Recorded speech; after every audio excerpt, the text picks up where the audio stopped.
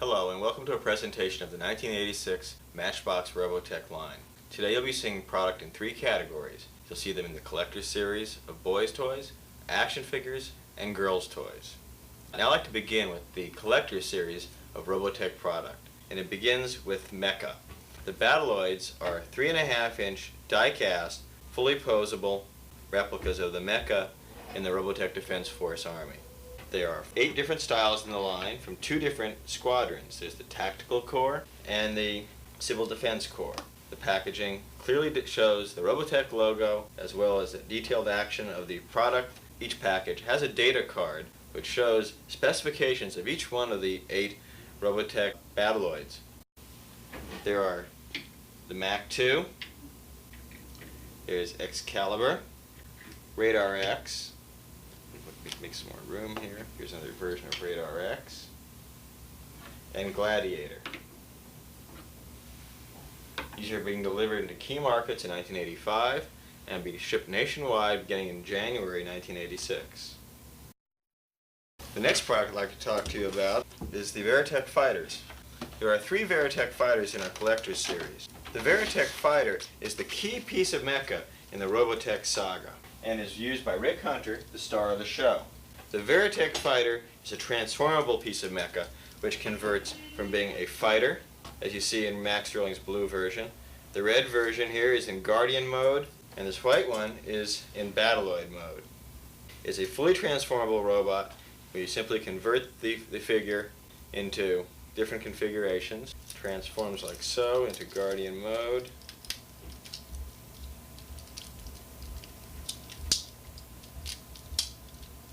Presto into Guardian mode, and also into a Battloid configuration.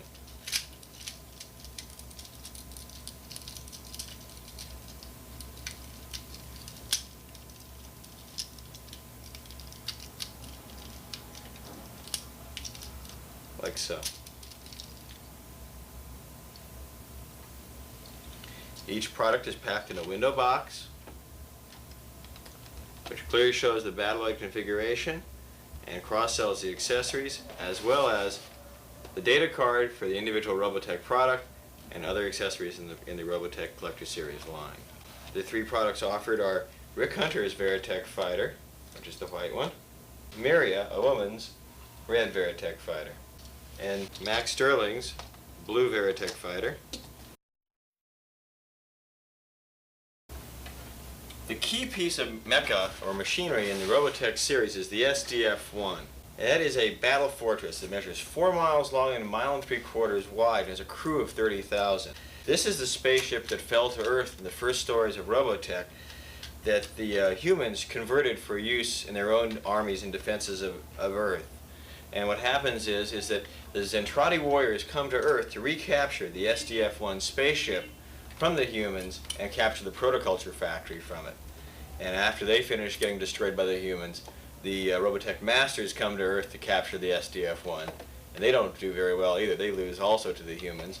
And in the 3rd chapter of Robotech, the Invids come to Earth to get the Protoculture. This is basically the storyline of Robotech. And what happens is that everybody's looking to get the SDF-1 because in the SDF-1 is where the Protoculture factory is. This is a replica of the SDF-1, which is die-cast and plastic construction. It is transformable into 3 configurations. Transforms into battle mode, like so. These extra ships are removable, and also into attack mode, where it expands up like so and like so, and the arms spread out. Packaging is a window box construction where the product is clearly shown through the window display, and all 3 modes are detailed on the inside of the package. In the back of the package is the data card, as in all other Robotech Collector Series product. Shows the 3 modes again and cross-sells the entire line of Robotech product. The Robotech Collector Series is being aired on TV with advertising beginning this fall in 10 major markets in the United States, and nationwide advertising to begin in late January and February for the entire country. This is just the first element in the Robotech Boys line, where the action figure line, which I'm about to show you, is a very major statement for the Robotech line in its whole. The next segment of the Robotech presentation is the action figure line for Matchbox for 1986. This is a major introduction for Matchbox, where there are 42 SKUs in the product line, consisting of 22 action figures and 20 different pieces of mecha. First, I'd like to begin the discussion with the action figures. They are 3 3/4 inch scale, and here are two figures that are representative of the detail we will be getting in our figures. This is Rick Hunter over here, and this is Lisa Hayes. They are fully articulated figures a la G.I. Joe, with turnable, posable waists, fully articulated arms, bending knees, and removable helmets, as in Lisa's helmet, which I'll remove like so. There are a total of 16 3 3/4 inch figures in the line, and 6 giant Zentradi figures. Here's a giant Zentradi figure to give you the relationship of scale. This is Veritech, and he is the leader of the Zentradi armies. Notice that he's about twice the size of a 3 3/4 inch figure. He's actually 6 inches tall. In the storyline of Robotech, the 3 3/4, the humans, the Micronians, are 6 feet tall, and the Zentradis are 60. It was simply not practical in a toy line to create a 3 3/4 inch tall figure and a 33 inch tall figure. So we took a little liberty in making the Zentradi figure a little smaller, but it still maintains the relationship of scale of good guys versus bad guys. There are a total of 6 Zentradi warriors in the line, 16 3 3/4 inch figure lines, and 3 3/4 inch figures in the line. There are 10 figures in the initial assortment of Robotech 3 3/4 inch figures. You have the other board there.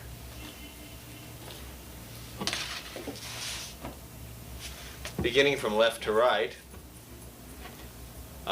we should begin to edit here. Zoom in on the first one. This is Rick Hunter. He is the leader of the Skull Squadron and the star of the show. He is a major force in the Robotech saga, and he is involved in a love triangle with Lisa Hayes and Lin Min Meng. The next figure down is Scott Bernard in his riding armor. He's a key person in the New Generation chapter of the Robotech saga, and this is in his riding armor, which is a converted hover cycle. The next figure is Lisa Hayes. She's one of the stars of the show. She becomes the commander of one of the super battle fortresses in the Robotech saga. Next to her is Dana Sterling in her battle armor. She's very key in the second chapter of Robotech called Masters, where she commands the 15th Hovertank Squadron and is involved in many battles with the Bioroids in defending Earth. The next chap you see over here is Rand. He is a freedom fighter in the third story, the New Generation of Robotech. Naturally, these are all the good guys. You have to have bad guys. Here's one of the key villains in the show. He is the Robotech Master. The Robotech Master is the race that controls the Zentradis and has this quest for the protoculture on the SDF-1. Next to him is a generic Zentradi warrior in a micronized version. This is a 3 3/4 inch version of the Zentradi warriors, who are normally 60 feet tall. During the TV show, some of them are micronized in order to have the maneuverability of humans within the human world. So we made a small version of the Zentradi warrior. Next to him is the Bioroid Invid Fighter. There are two enemies in outer space, the Robotech Masters and the Invids, and they fight each other, both in the quest for protoculture. And the Bioroid Invid Fighter is the mechanical weapon that was designed by the Robotech Masters to battle the Invids. It was also used against the humans on Earth. Next to him is Korg. Where is he? There he is. Korg, the Invid Prince. The Invids, as a race of aliens, look like blobs, and in order to adapt to an environment that they are living in, any world they are living on, they take on the look of the people in that world. So he took on a human characteristic. He could be an animal or any other thing he chooses to be, because all they are is an energy source. So Korg took on the look of a human. He's the Invid Prince and one of the key villains in the third chapter of Robotech. Last but not least is Zor Prime. Zor Prime. He is the leader of the Bioroid army in the Masters chapter of Robotech. He has his allegiance to the Robotech Masters, and he is hell-bent to capture the protoculture on Earth from Dana Sterling and her armies. These are for January ship, 1986. The next product I want to talk about are the giant Zentradi warriors. These fellows are 6 inches tall, fully articulated a la Masters or any G.I. Joe figure, and are the Zentradis. Because they're all a giant, there are only going to be Zentradis in the 6-inch collection. First is Britai. Here's the figure of Britai, so you have a little reference for him. That's Britai right there. He is the commander-in-chief of the Zentradi armies. Next to him is Exodor. He is the first lieutenant and chief strategist for the Zentradi army. Next in line is Chiron. Chiron is a fighter pilot and is fanatical in his quest to win the Robotech wars against the humans.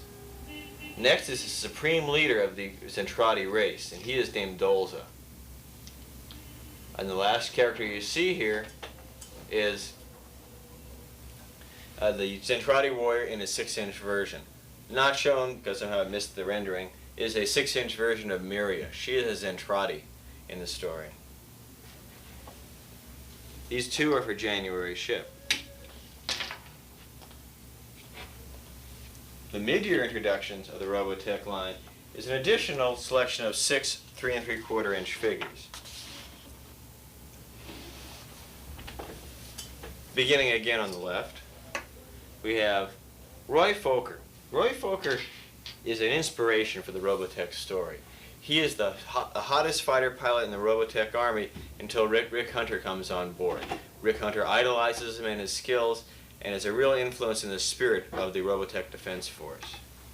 Next to him is Lunk.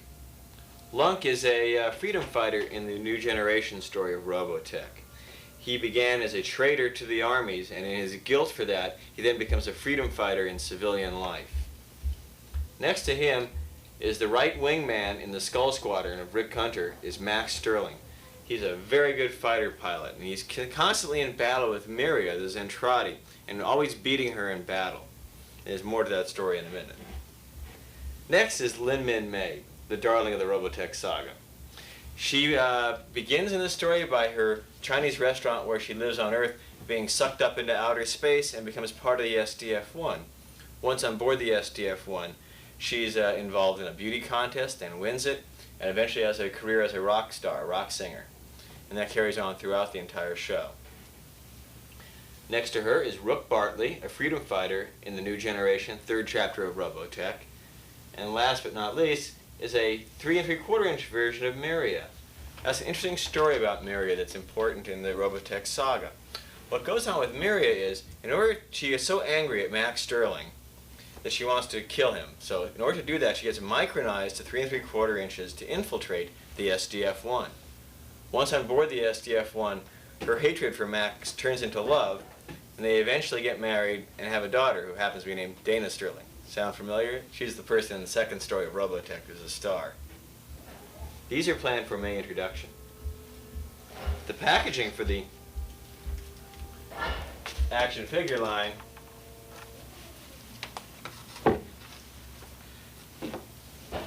utilizes the blue Robotech logo, which is the official logo of the boys' toy line for Matchbox. This will be highlighted on all packaging utilizing the dark background, a light background behind the figure to show clearly the figure, and an illustration all of the TV series of the figure and their key piece of mecha. Each one will have an indication on it as to them being a good guy or a bad guy. This has the Robotech Defense Force insignia on it and the character name clearly mentioned. Now that you've seen the extensive line of action figures we have in our total action figure category for 1986, I'd like to begin discussing with you all of the exciting mecha, accessories, weaponry for the Robotech Collectors series. First are what we call the Battloids. And these are around 7 to 8 inches tall, fully articulated replicas of mecha in the Robotech series. They have working parts that show the missiles inside. They are fully articulated and can be bent, and moving feet, swiveling waists. And there are 8 different items in the Battloid series. 4 good guys and 4 bad guys. The 4 good guy pieces of mecha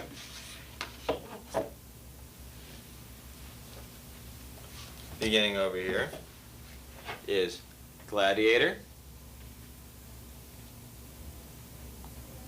Spartan,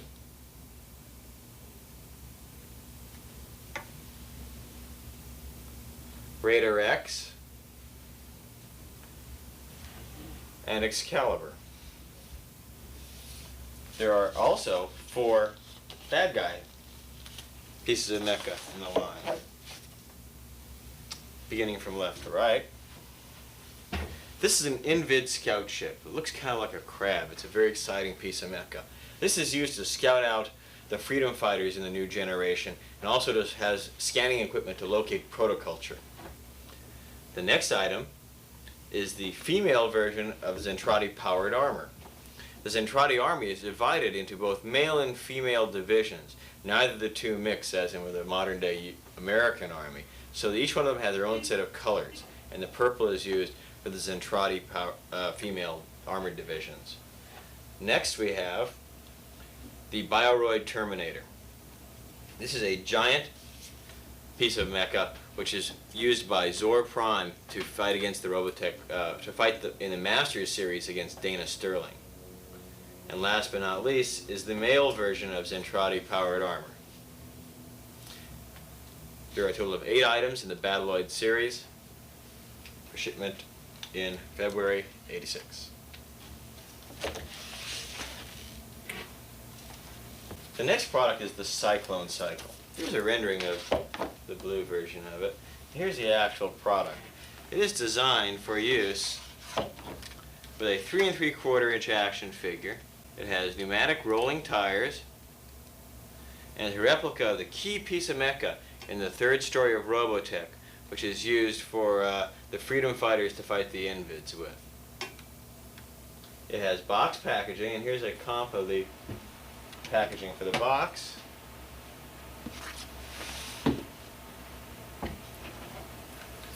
Which clearly shows the blue and white Robotech logo, the product name, and an action illustration on the front panel, and photography on the back of the product. The side panels will be done in this manner, and the end panels like so.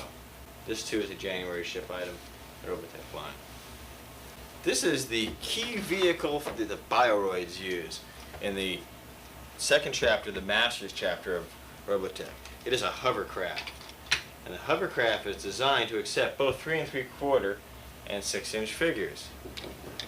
As you see, the figure stands up on it, kind of like a jet ski, so they can ride along on the hovercraft. It is designed for either 3 3/4 inch or 6 inch figures. So I'll change the figure to a 3 3/4, and this comes down for use by a 3 3/4 inch figure, like so. It has ball-bearing wheels on the bottom of it for free-floating action, so it glides across the surface as the hovercraft does in the show. It has moving lasers. The lasers move, and the side ones too, and also adjustable thrusters in the back.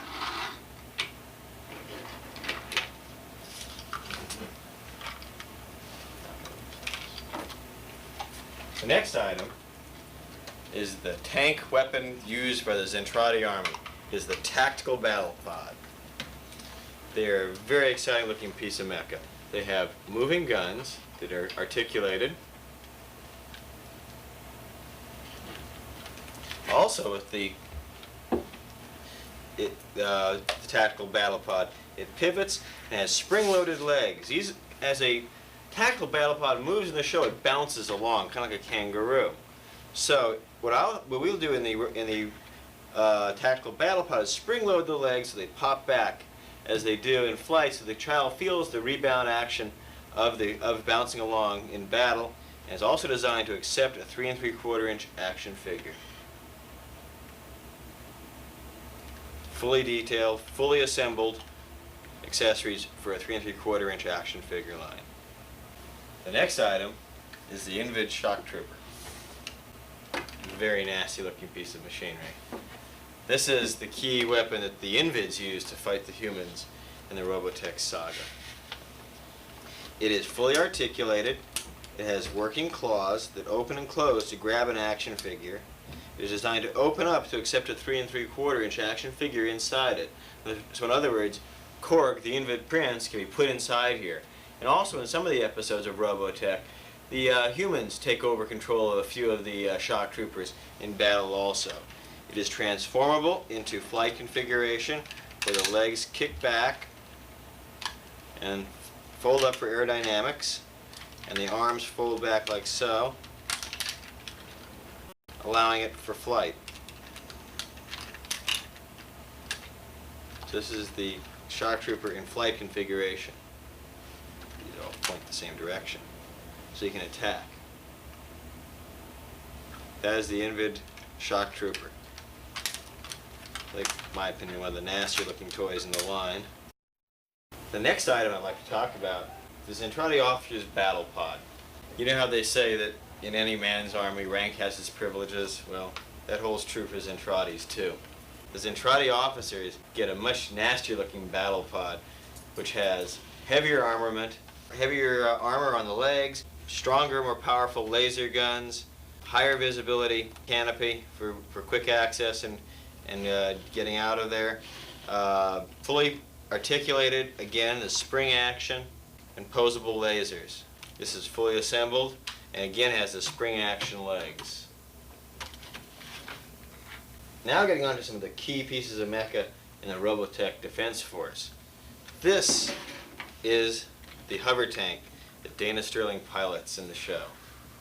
It's a very nasty looking piece of equipment that is here it is in Guardian mode, and it's designed for high maneuverability as a ground vehicle which floats along the ground and is transformable to battle-load configuration.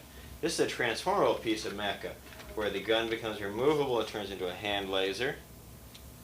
To be held by the robot when it's used in Guardian mode, which I will transform the prototype very carefully into Guardian mode.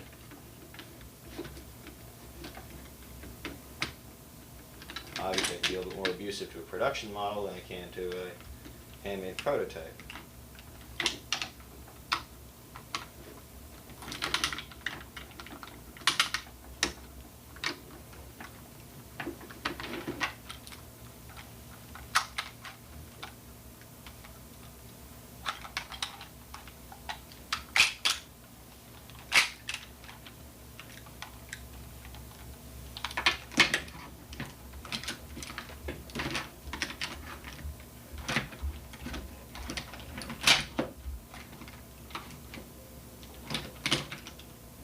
As you can see, it converts easily to battle-load configuration.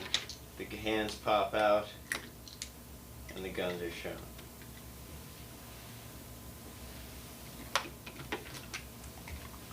Last but not least is the Veritech Fighter. It's a very large-scale version of the Veritech Fighter. As you can see, here's a 3 3/4 inch action figure next to it, and it's quite large in scale compared to the figure. It measures about 17.5 inches long and is transformable and is designed to accept a action figure in the cockpit and transforms from fighter mode to Guardian mode.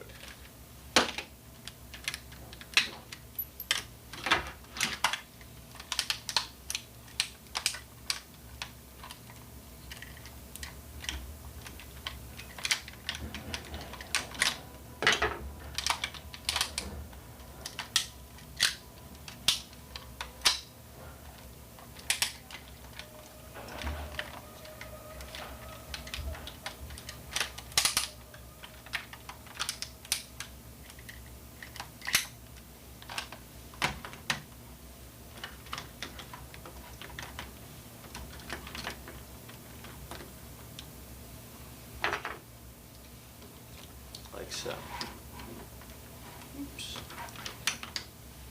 Please excuse my prototype. Power pods go on like this, and it's fully posable.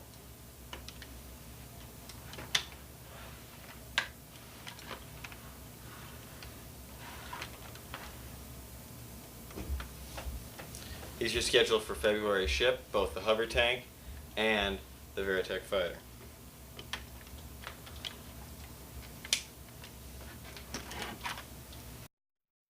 The next item I'd like to talk about is the SDF-1 playset. This is the front view of the SDF-1 playset, which is about 3 feet long and about 2 feet tall. It captures the essence of the SDF-1 in the radar, the bridge, platforms for your mecha to stand on, and the outside hull of the SDF-1 on the front and on the inside. It has many action play features. The radar spins. There is a gunner's turret for a gunner to control the main guns, which are controlled by the child. There is a scrolling screen of radar. A fully accessorized service bay big enough to fit the Veritech Fighter, as well as a trap door, which is on this side to trap Zentrades. In other words, if a Zentrade is on the ship, the surface of the SDF-1, you push the button, he falls down to a force field, and you've captured him.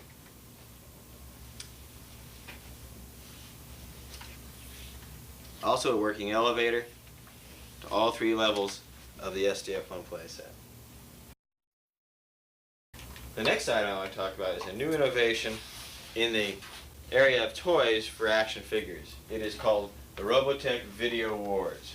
And the Video Wars consists of a Veritech Fighter, a tactical battle pod, and a 1-hour specially edited videotape of the Robotech saga with 2 special stories on it. It has 2 specially edited battles which occur between the Veritech Fighter and the battle pod. These are specially edited so they are interactive, and the commands off the bridge of the SDF-1 and the Zentradi battle fortresses are barked out by the leaders of both groups. And the child can then play in front of the TV set with both these products in combination with the videotape. There are 2 wars on the tape. The first war is about a half hour and it is done in outer space. The second war is a land war done on Mars base. This is available for April ship in the Robotech line. This concludes a presentation of all the key elements in the Robotech action figure line. Our advertising plan for 1986 involves extensive advertising with a $15 million budget throughout the entire year supporting the Robotech program. As you know, Robotech is already in 94 markets in the United States and is growing every day, and is a great opportunity for all the licensees involved. 97, as I'm now corrected for the story, and the number is forever growing. Bob has shown you how Robotech is very much a boys series, but it's also very much a girls series. Much of the action in the Robotech series centers around women. Lisa Hayes is the commander of the bridge of the SDF-1, Dana Sterling is leader of the 15th Squadron, and Lynn Minmay saves the world through her singing. The Robotech women are strong, assertive, intelligent, capable women. They are women that will fight if necessary, but they prefer to win their battles through cunning, shrewdness, and intelligence, and will only start firing when absolutely necessary. The Robotech women are excellent role models for little girls. They also have many of the same interests that little girls have. Love, movie star glamour, family, career. It's very obvious to us that little girls are really tuning into this.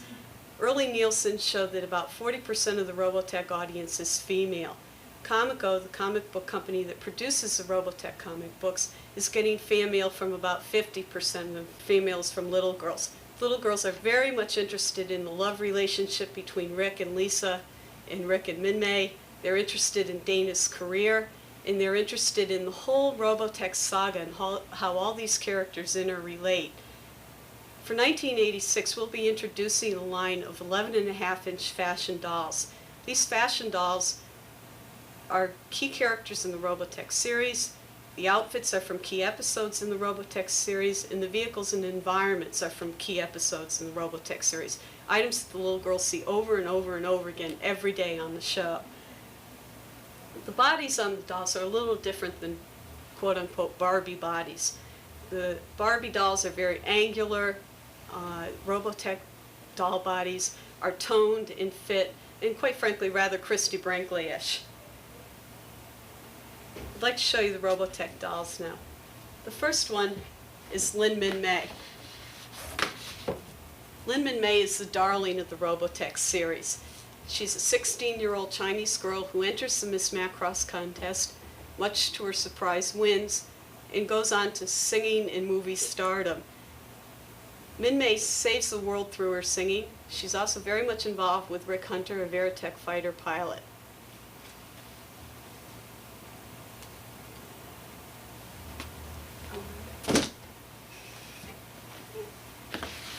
This is Rick Hunter. Rick Hunter is a rather tragic figure. He was a stunt pilot. He kind of got into the Robotech wars by accident, and although he's an excellent fighter pilot, he really doesn't like being in battle and doesn't like war.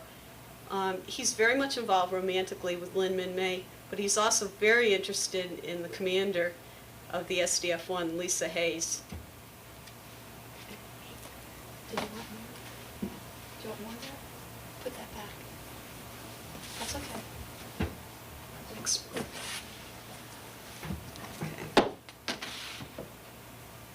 Lisa Hayes is the commander of the bridge of the SDF-1, and if there's a few words that really characterize Lisa, it's responsible, honest, and very serious. Lisa's terribly in love with Rick Hunter, but really doesn't want him to know that.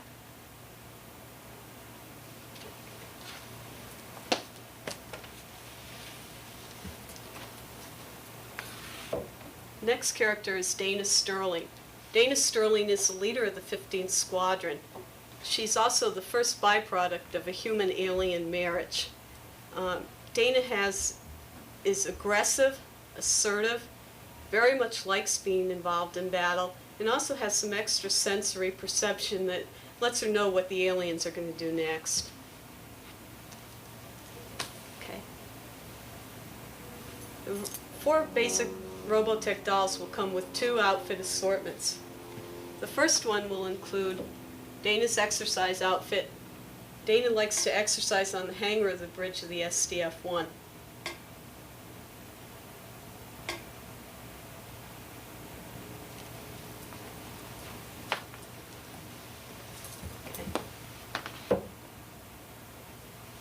The next outfit is Min Mei's nightgown, and it comes complete with a little fuzzy pink rabbit. Min Mei's very fond of rabbits.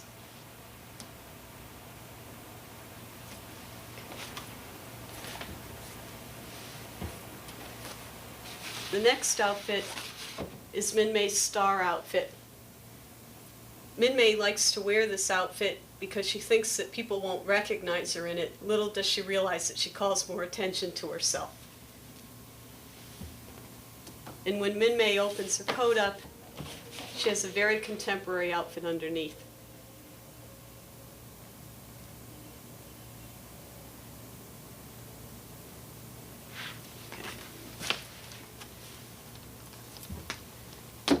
The next outfit is Dana Sterling's flight uniform.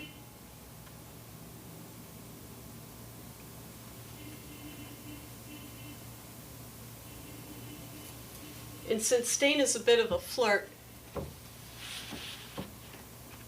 her flight uniform jacket comes off for a kind of sexy outfit to tease the guys in her command.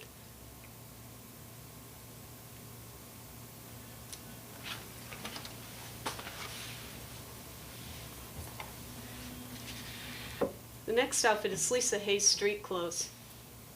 Lisa wears these when she goes on a date to meet Rick.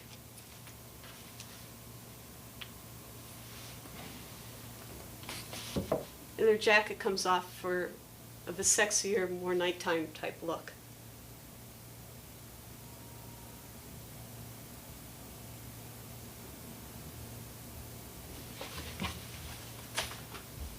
The next outfit assortment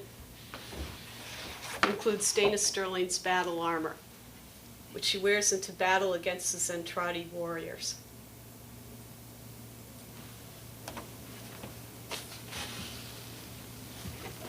Every little girl loves a beauty contest, and Lynn Min-May is no exception. This is Min-May's Miss Macross outfit, complete with cape, crown, flowers, and scepter.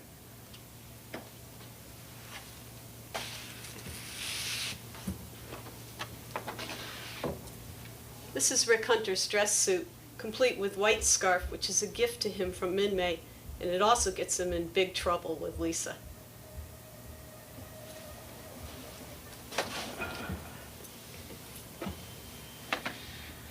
This is Lynn Min-May's Chinese dress. Min-May wears this dress for her 16th birthday party.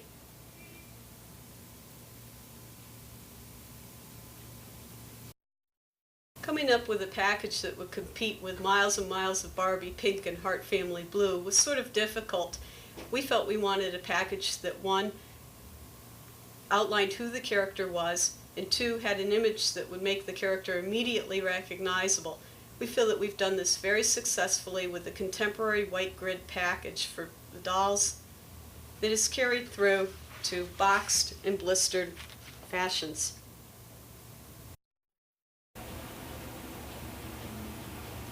A key element in fashion doll play, aside from hair play and dress play, is accessory play, i.e. with vehicles.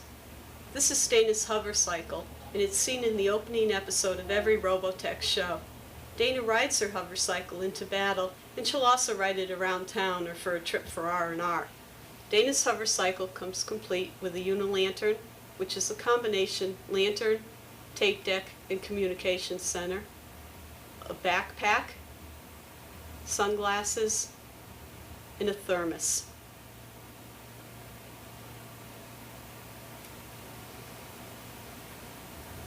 This is a prototype of Dana's hovercycle. As you can see, it has a shiny iridescent finish to it. It'll have a color wheel underneath so that when Dana flies through the air on her hovercycle, the color wheel will turn. It also has 2 storage compartments to store all her gear, which can also be used as seats for other fashion dolls. And it has neon headlights and tail lights. Dana's hovercycle will be packed similarly to the dolls in the outfits.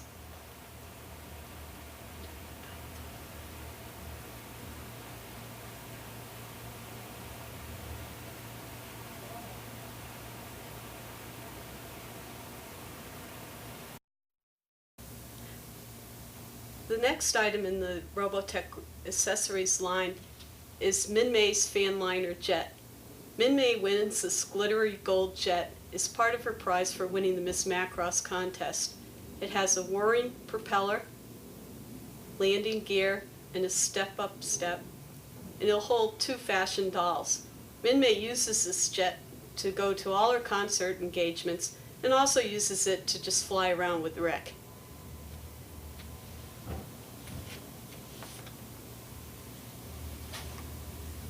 One of the key patterns in fashion doll play is having the dolls eat and sleep, and they can do both in Min-May's Chinese restaurant.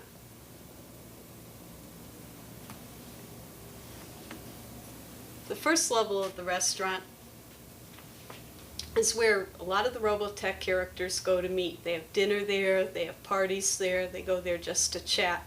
They'll come with table, chairs, and lots of tiny sprue parts. Upstairs is Min-May's bedroom. Come with Min-May's bed, a dresser, and again, lots of little rabbits, which are Min-May's favorites.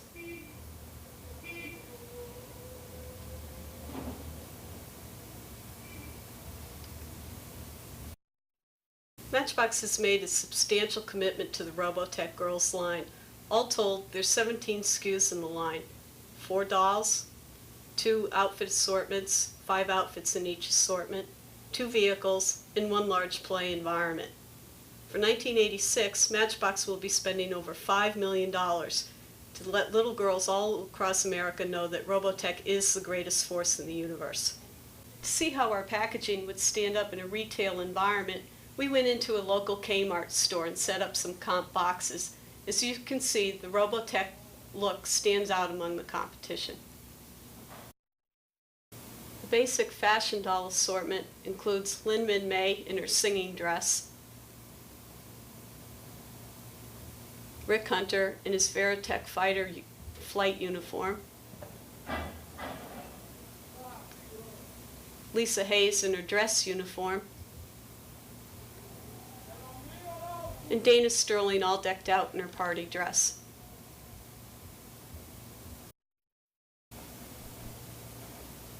The blister-carded fashion assortment includes Dana Sterling in her exercise outfit, Lin Min May in her nightgown, Lin Min May in her star disguise outfit,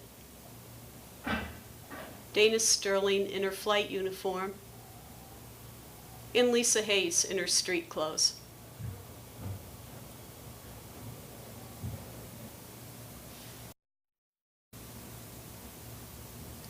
The boxed outfit assortment includes Dana's battle armor, Min May's Miss Macross outfit, Rick Hunter's dress suit, and Lin Min May's Chinese dress.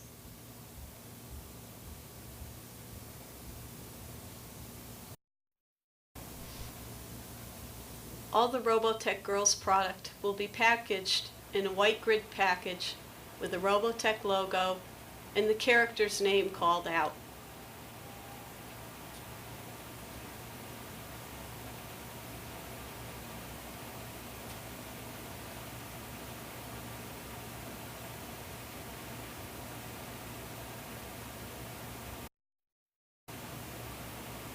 The two vehicles in the line include Dana's Hovercycle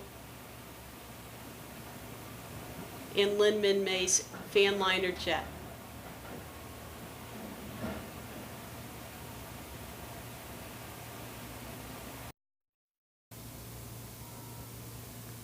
The play environment is Min May's Chinese restaurant. It's a two-tiered environment with a restaurant downstairs and Min May's bedroom upstairs.